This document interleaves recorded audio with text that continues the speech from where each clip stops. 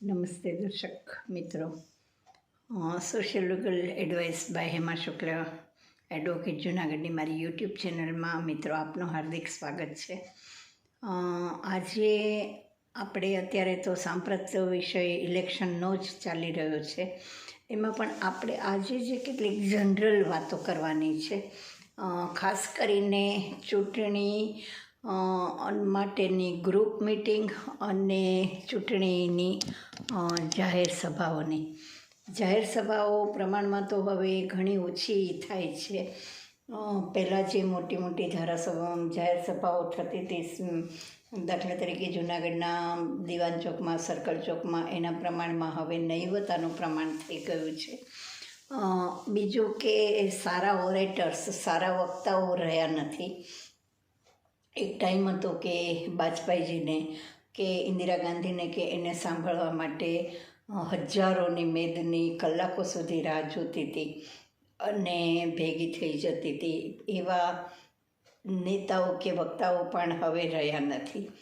હવે ત્યારે જ્યારે ચૂંટણી સભા કે નાને પાયે સભા કે જાહેર સભા કે ગ્રુપ મિટિંગ ગમે તે કંઈ કરવામાં આવે, ત્યારે થોડી ઘણી એની એક હોમવર્ક કે પોલિસી પેલી કરી અને કરવી બહુ જરૂરી છે. બે કારણ છે કે એક તો સોશિયલ મીડિયાના ટાઈમમાં અત્યારની જે જનરેશન છે એને તો આવો બિલકુલ ઇન્ટરેસ્ટ નથી કે સમય નથી, ખોટી પાનો. બીજી વાત એ છે કે એવા ઓરેટર્સ, કોઈ એવા વક્તાઓ નથી. એટલે આ બધા કારણ. ત્રીજી વાત એ છે કે અમુકથી વધારે વ્યક્તિનું કોન્સન્ટ્રેશન ક્યારેય રહી શકતું નથી. આ એક સાયન્સનો પ્રિન્સિપલ છે. એના ઉપરથી જ જે સ્કૂલોમાં, કોલેજોમાં જે લેક્ચરરનો સમય મર્યાદા નક્કી કરવામાં આવી છે, એ પણ આના ઉપરથી જ નક્કી કરવામાં આવી છે. એટલે આ બધું જોતાં લાંબા વક્તાઓ ને એ બધું હવેના ટાઈમમાં આ બિલકુલ શક્ય નથી અને એ લોકો સહન કરે એમ પણ નથી. આપણે પદ્ધતિની જ કોઈ ક્રિટિસિઝમ વગર એક પદ્ધતિની જ વાત કરીએ તો સૌથી પહેલાં તો વક્તાએ એ કરવું જોઈએ કે મંચ ઉપર બેઠેલા કે સામે બેઠેલા કોઈ મહેમાન કે મહત્ત્વના વ્યક્તિ હોય તો આ બધાના નામ બોલવાની જરૂર નથી.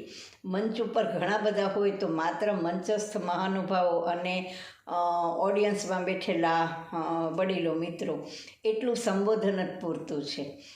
જાહેર સભાઓમાં મંચ ઉપર બેઠેલા બધાના ઈગોને સાચવવા માટે થઈ અને લાંબા બધાના નામ લેવા એ બહુ કંટાળાજનક પરિસ્થિતિ શ્રોતાઓ માટે થઈ જાય છે. બીજી એક બહુ મહત્ત્વની બાબત એ છે કે એજ વાઇઝને એ તો બરાબર છે કે જુનિયર્સને એને પહેલો ચાન્સ આપીને પાછળથી સિનિયર વક્તાઓને, છેલ્લે મુખ્ય વક્તાને એ રીતે પેલું થાય, પણ તમામ વક્તાઓને પોતપોતાના વિષયો એલોટ કરી દેવા જોઈએ. અગાઉથી જાહેર સભાની કે ગ્રુપ મિટિંગની આ એક હોમવર્ક હોવું જોઈએ કે દરેકને પોતાના સબ્જેક્ટ છે ને એ એલોટ થઈ જાય. દાખલા તરીકે પાણી છે, રસ્તા છે, ખાડા છે, તો એ એક વક્તા લે.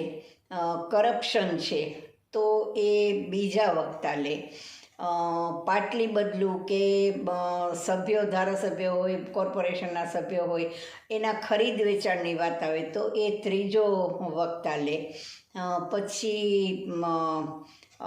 શહેરના રાજકારણની વાત આવે તો એ એક લે. પછી ગુજરાતના રાજકારણની વાત, જિલ્લાના રાજકારણની વાત આવે કે ગુજરાતના રાજકારણની વાત આવે તો એ જુદો વક્તા લે. ઇન્ટરનેશનલ પોલિટિક્સની વાત આવે તો એ મોટે ભાગે મુખ્ય વક્તાના નેશનલ પોલિટિક્સ અને ઇન્ટરનેશનલ પોલિટિક્સ મોટે ભાગે જે મુખ્ય વક્તા કે મહેમાન હોય એને ભાગે રહે. જિલ્લાના સામાન્ય પ્રશ્નો અને એ જે છે એ કોઈ અલગ વક્તાને ભાગે રહે.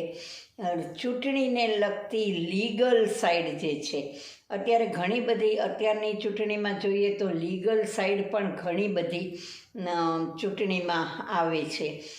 જેમ કે આ જૂનાગઢની જ અત્યારે વાત કરીએ તો જૂનાગઢમાં પાણી ભરાઈ ગયા તે વખતે પણ મેં કહ્યું હતું ને અત્યારે પણ હું કહું છું કે કાનૂનનો આશરો લઈ અને સામટાક સિવિલ ક્રિમિનલ કેસો કોર્પોરેશન સામે કરવા જોઈએ.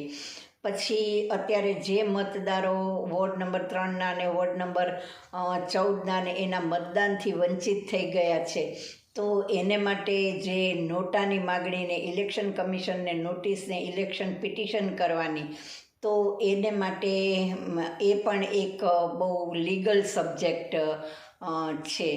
પછી દાદાગીરી, ગુંડાગીરીથી ખરીદ વેચાણ કરવું કે પાછા ખેંચાવી લેવા ફોર્મ્સ કે ઉમેદવારીને, આ બધું છે. આને માટેના પણ લીગલ ઉપાયો. તો આ એક બે લીગલ હેન્ડ આવા રાખવા જોઈએ કે જેને આ જ પ્રશ્નો અને આ જ મુદ્દાઓ તૈયાર કરવાનું પહેલેથી કહી દેવું જોઈએ. એટલે બે વાત છે, એક તો રિપીટેશન ન થાય, બીજું લાંબુ ન થાય, અને ત્રીજું વક્તાઓને, શ્રોતાઓને વેરિયસ સબ્જેક્ટ મળી રહે અને એમનો ઇન્ટરેસ્ટ પૂરેપૂરો છેક સુધી જળવાઈ રહે. મિત્રો, હવેની આ આપણી જે પેઢી છે ત્યાં સુધી ઠીક છે, જાહેર સભામાં માણસ ભેગું થાય અને સાંભળવા માટે બેઠા રહે ને છેલ્લા વક્તાને સાંભળવા સુધી બેઠા રહે ને એ બધું. પણ હવે પછીની જનરેશનમાં તો આ જે ઉપાય છે કે આ જે રસ્તો છે એ બહુ જ અઘરો થઈ જવાનો છે કે બિલકુલ ચાલવાનો નથી. સિવાય કે તમે એને અલગ અલગ આવા પહેલાંથી જો જોડી રાખો કે રસ કેળવી રાખો, તો દરેકને તમે શું કર્યું છે એની સાથે મતલબ નથી હોતો. દરેકને પોતાને જે જોઈએ છે મતદારને એની સાથે રસ હોય છે. એક વ્યક્તિ એવી હોય કે જે તમારી પક્ષનો ઢંઢેરો કે પ્રોમિસીસ કે એની જ માત્ર વાત કરી અને એનું જ માત્ર વંચાણ કરી અને એ બેસી જાય. સામાએ શું કર્યું છે ને શું નથી કર્યું. અત્યારે દાખલા તરીકે જૂનાગઢની જ વાત કરીએ તો પાણીને, ખાડાને, રસ્તાને, આ ને તેને, એ તો બધા લોકો આંધળા કે બહેરા નથી. એ બધા આટલા 3 વર્ષ 5 વર્ષથી સહન કરે જ છે, જોવે જ છે અને વેઠે જ છે. એ એકની એક ચર્ચા તમામ વક્તાઓના વક્તવ્યમાં રિપીટ કરવાથી એક બોરિંગ સ્ટેજ આવી જાય છે. પછી એવું પણ બને કે એ પક્ષની સભામાં લોકો હાજર ન પણ રહે કે પાંખી હાજરી રહે. આખી જાહેર સભામાં કે ગ્રુપ મિટિંગમાં એવું કોકને કોક એવો વક્તા ફૂટી નીકળે છે કે જે અતિશય લાંબુ વક્તવ્ય કરે છે, કે જેને લીધે પછી મેઇન સ્પીકર હોય, બહારથી આવેલા ગેસ્ટ હોય, એને ભાગે સમય રહેતો નથી કે સમય ખૂટે છે. અગર પબ્લિકની પછી અમુકથી વધારે ધીરજ રહેતી નથી. તો આ સ્ટ્રિક્ટલી દરેકને પોતાનો ટાઈમ સ્લોટ આપી દેવો જોઈએ કે તમારે આટલા જ ટાઈમમાં પૂરું કરવાનું છે. જોઈએ તો બઝરનો ઉપયોગ પણ કરી શકાય કે બેલનો ઉપયોગ પણ કરી શકાય. એમાં કોઈએ ઈગોને વચ્ચે લાવવાની કે સાચું ખોટું લગાડવાનો કે એવો સવાલ નથી. પણ શ્રોતા કંટાળે નહીં, શ્રોતાના બધા જ પ્રશ્નો હલ થાય. થોડુંક શ્રોતાઓને પણ ક્વેશ્ચન આન્સર ટાઈપનું પણ રાખવું જોઈએ કે એ લોકો પણ કંઈક પૂછી શકે, કંઈક કહી શકે, પોતાના મંતવ્યો કે પોતાના દુઃખ રજૂ કરી શકે, પ્રશ્નો રજૂ કરી શકે. એવી એક લાઈવ સભા જેવું પણ આને હવે કન્વર્ટ કરી શકાય. કારણ કે હવે હું બોલ્યા કરું ને તમે સાંભળ્યા કરો કલાકો સુધી, આવો જ ટાઈમ જ રહ્યો નથી. અને ભવિષ્યમાં યંગસ્ટર્સ તો કોઈની પાસે આટલો ટાઈમ છે જ નહીં બગાડવા માટેનો. તો એમાં જે આપણા પ્રમાણમાં મોટી ઉંમરના વક્તાઓ જે છે કે રાજકારણીઓ છે, એમણે હવે સાંપ્રત સમય અને માંગ પ્રમાણે બહુ મોટા ફેરફારો કરવાની જરૂર છે. તો જ, અને જેટલું મિત્રો ટૂંકું બોલીએ ને એટલું ચોટદાર બોલાય કે સચોટ બોલાય. અને એ જ વક્તા તૈયાર કહેવાય કે જે શોર્ટ એન્ડ સ્વીટ, ટૂંકામાં પણ ધારદાર વક્તવ્ય આપી અને પોતાના બધા જ મુદ્દાઓ સમાવી લઈ શકે.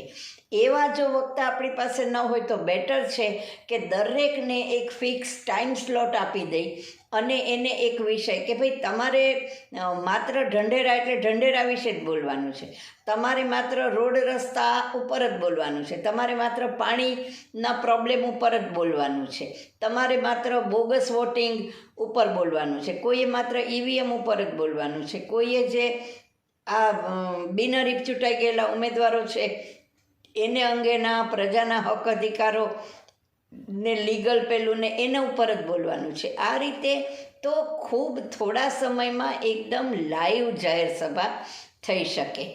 એટલે અને ઠીક છે એક્ટિવ ધારાસભ્ય હોય કે એમ માનો કે ભૂતપૂર્વ ધારાસભ્ય કે રાજ્યસભાના સભ્ય કે સંસદ સભ્ય કે કોર્પોરેટર કે કોઈ હોય અને એના અનુભવ વિશે થોડું ઘણું એ પોતે કહે તો કંઈક એના સારા માઠા અનુભવો પરથી બીજા થોડો લઈ શકે ને એ બધું કરી શકાય, પણ એ એના ટાઈમ સ્લોટની એકદમ મર્યાદામાં હોવું જોઈએ કે જેથી લોકોની ધીરજનો, શ્રોતાઓની ધીરજનો અંત ના આવી જાય અને એને માથે હથોડાની જેમ એકને એક સબ્જેક્ટ ટીપાયા ન કરે.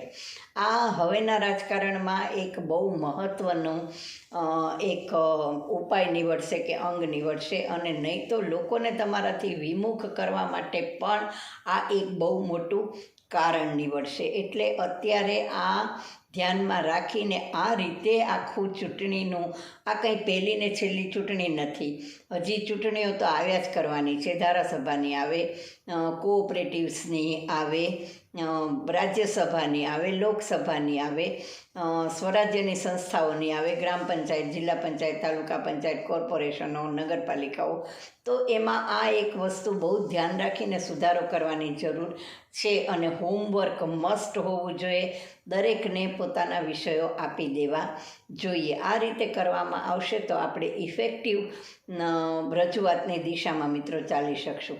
આપને આ અંગે કંઈ કહેવાનું હોય તો આપ પણ જરૂર આપના મંતવ્યો મારી સાથે શેર કરી શકો છો. અમારો મોબાઈલ નંબર છે 9428014823 9428014823. આપને વિડીયો ગમ્યો હોય, ઉપયોગી લાગ્યો હોય તો મિત્રો please share and subscribe it અને આવા જ વિડીયોઝમાં આપણે ફરીથી મળીશું. ત્યાં સુધી રજા આપશો. Thank you very much. Thank you. Good night.